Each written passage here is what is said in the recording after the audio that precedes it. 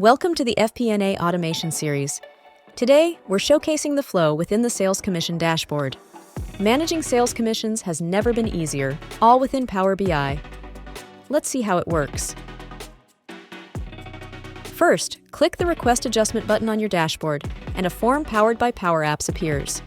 Fill out the details and send your request. This then triggers a multi-level approval process powered by Power Automate, based on the adjustment amount. The flow automatically tracks where the request is in the process.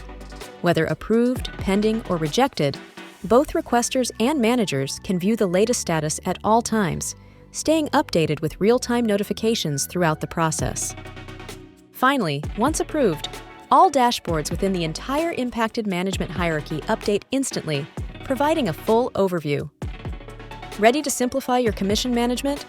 Visit our website to explore the power of automation at urtmsolutions.com.